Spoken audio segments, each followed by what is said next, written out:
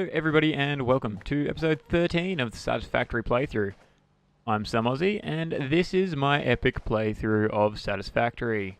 We've got out of the beginning sections of the game and we're working on the mega base. If you're interested to see the previous 3 constructions below me, be it this constructor area, smelter, or the foundry, then feel free to have a look in my previous vids. Righto, without further ado, let's crack on into the episode. So I came to the realization off camera that this constructor tower doesn't actually have any steel production in it.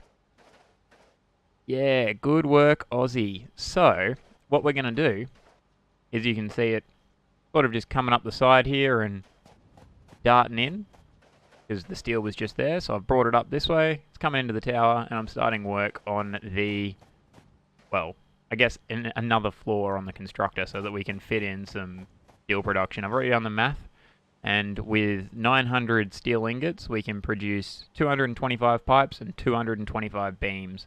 So to do that, you just need to take one of your Mark IV belts worth of steel, and just split it in half and put half towards the pipes, half towards the beams, and then you end up with, 3/4 of your steel production out of that 900 going into beams, which is 675, and then the other quarter goes into pipes, which is 225, and it just works out in such a manner that you end up with exactly half, which at this point in the game, I'm pretty confident in that being a decent level to have half beams, half pipes, but we'll see as it goes on.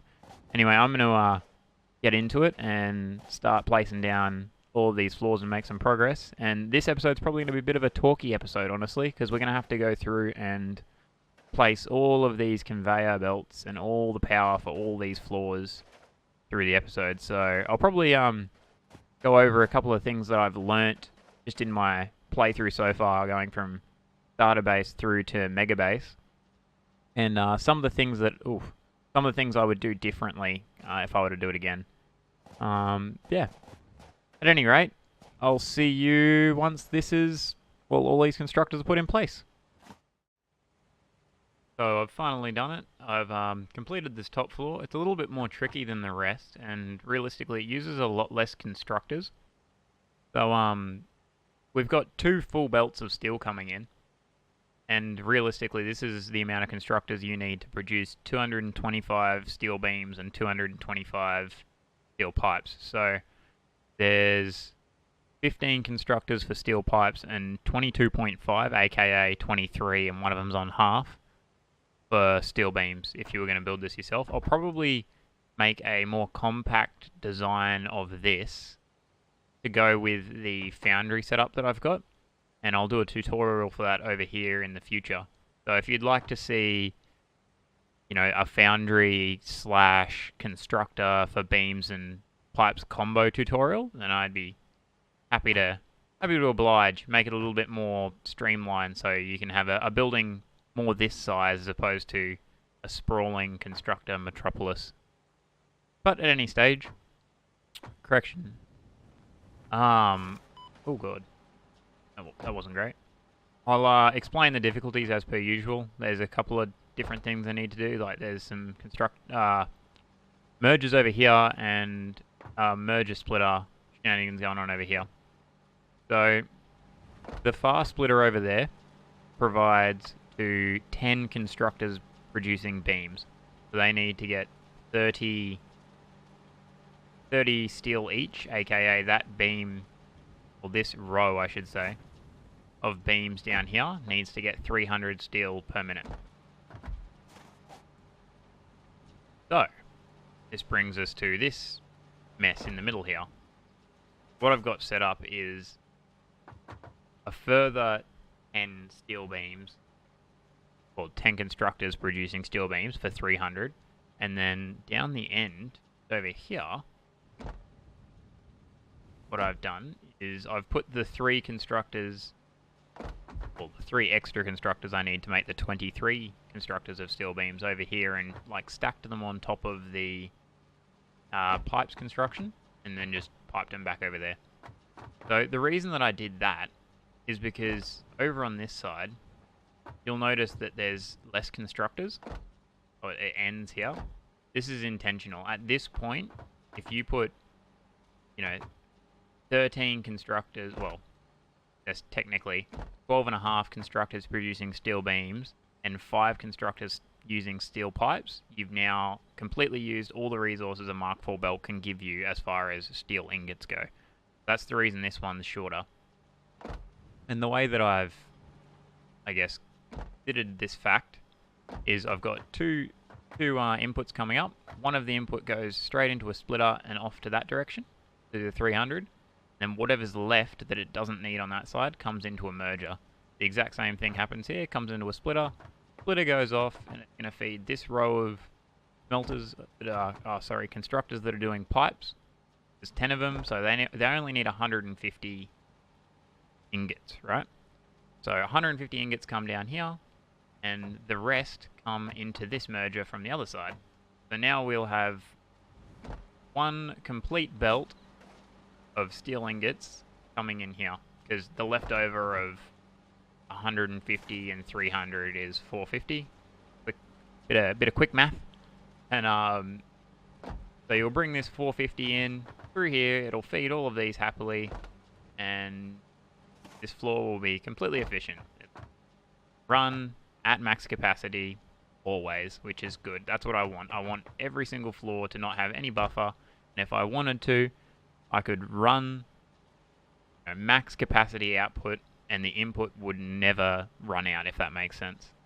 Obviously I'm going to have like buffer chests and stuff down the end here, so we'll be able to really crank it out when we need to, but I want it to have a constant ability as well. Nevertheless, that's this floor done. If you need any further details on how I did any of it, just let me know down in the comments below. I'm going to go get the resources that we need to start, putting down all of the power and the belts for this building. So I'll go get that, and I'll be back with you for a bit of a talky episode. I'll discuss the progress that I've made in Satisfactory and what I would have done better next time. Well, one sec.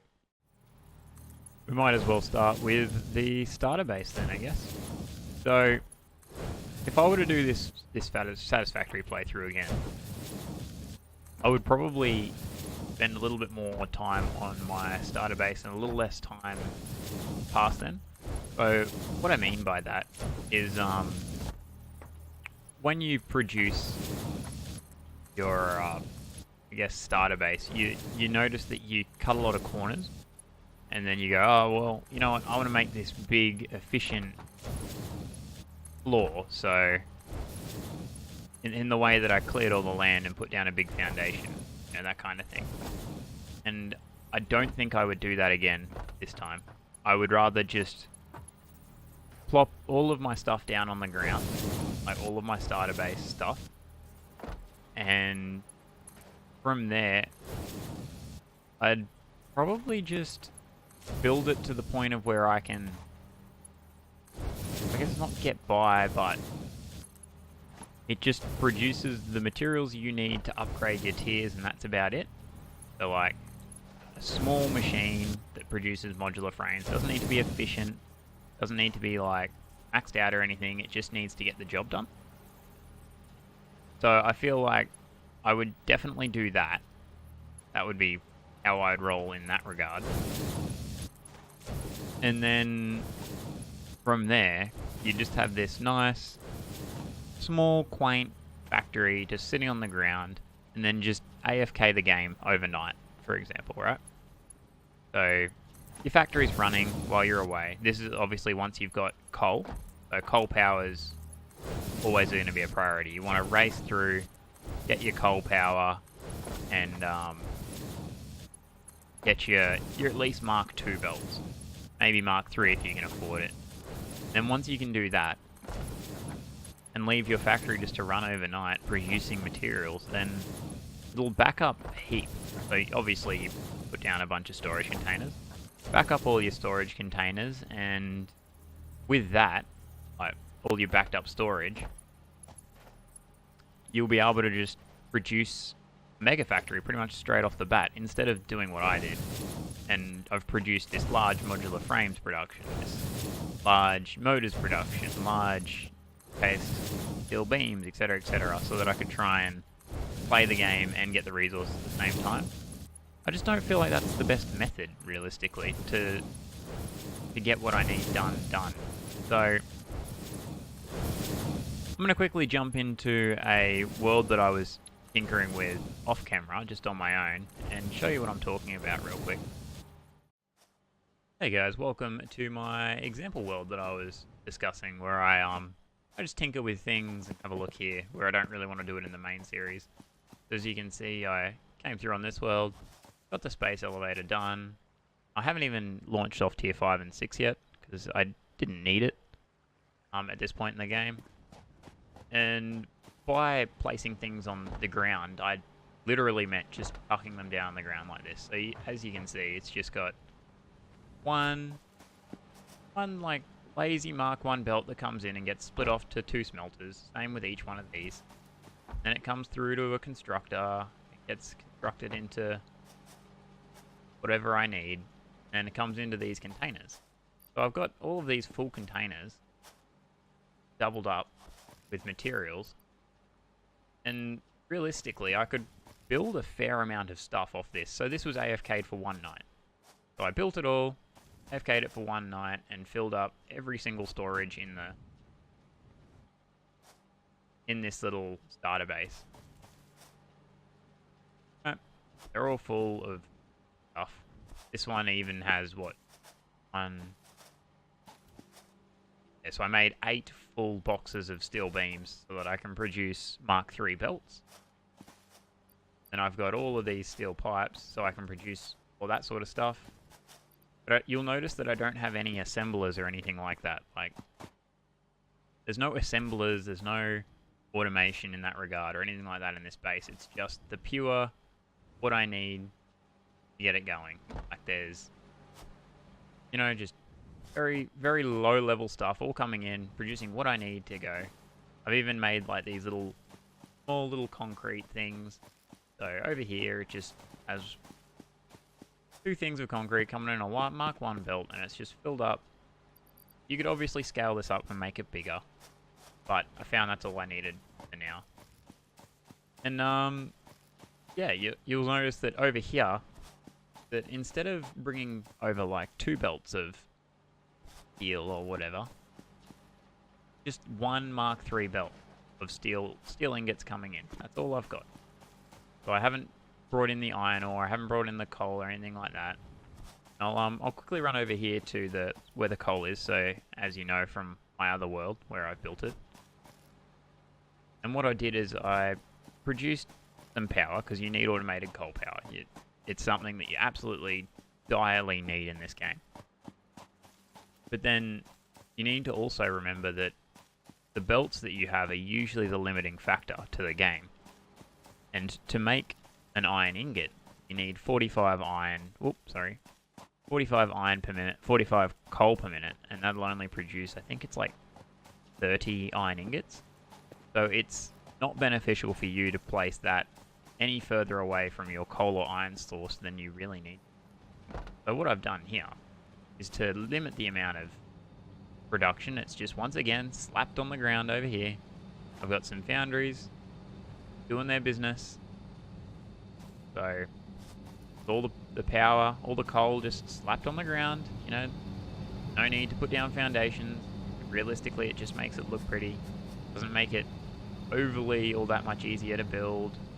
Doesn't make it look any more impressive.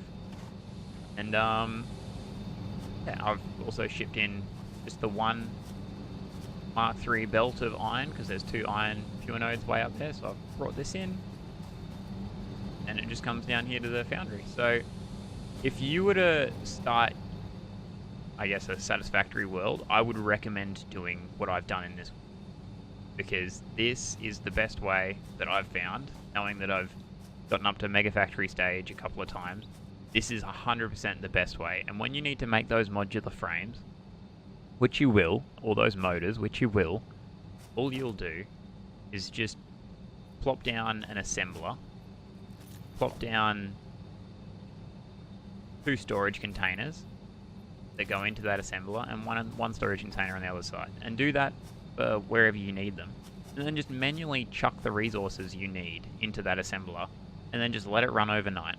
Then you'll come back and you'll have a full thing of, you know, modular frames ready for you to basically just put straight into your base elevator or your hub, whatever you need, and it'll just be done. And it saves you a whole lot of time, and realistically, I could just leave this how it is. Like, once I build the mega base, I can just leave this here. It's very low, I guess, low impact as far as the... what's the word I'm looking for? The performance on the game. Like, it doesn't have this massive, huge performance hit. It's just small, you know, one belt, a small factory. Whereas in my main series, you can see it already, how laggy that game is getting from what I've produced. Like, it's becoming very choppy. And I'm afraid that before I finish my mega base, it's going to be unplayable. So what we're going to have to do back there in the main world is basically come through and just, yes, for lack of a better term, erase everything we've done. I'm going to have to go destroy all of our modular frame production, all the pipes, everything like that. Everything's going to have to go. Whereas if I were to have built all of that in, you know, let's say a world like this, you'll notice that there's no need, because there realistically is very little here. Also, if you guys would want this world, because I think that it's a fantastic base for anyone that's built, you know, a Satisfactory world. They've come from the start and worked their way up, and you want to do, you know, tiers 5 and 6 and the interesting stuff straight away, then if you guys leave a couple of comments down below, and I get a few people requesting it, I can put this world save up for download. And as you can see, it's got tiers 0, 1, 2, 3, 4 all completely done, but tiers 5 and 6 haven't even been started yet. All of these are full of materials, so all the materials you need are all in here.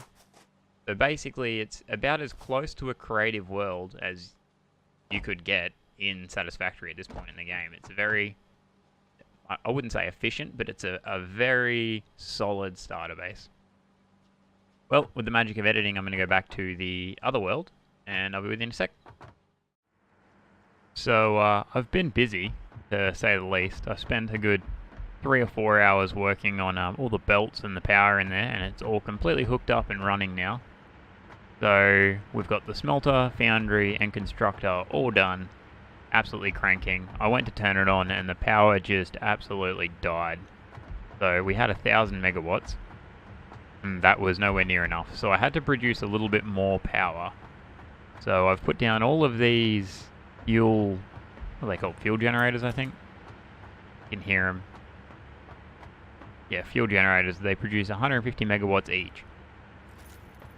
And, well, I'm not sure if I can scroll backwards through the power grid, but that was originally getting peaked by this still. So this still isn't enough power to run this mega base. And if you have a look, when I look at it, you can see it's really starting to tank my frame rate because of how big it's gotten.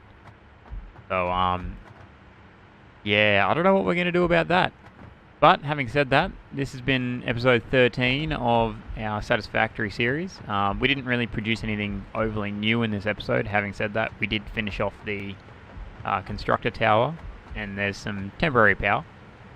At some point in the future, we're going to need to go and remove all of our previous infrastructure, so the modular frames, steel pipes, encased steel beams, and the steel foundry from over where the coal is, just to try and help with this performance, because it's almost getting unplayable at this point already.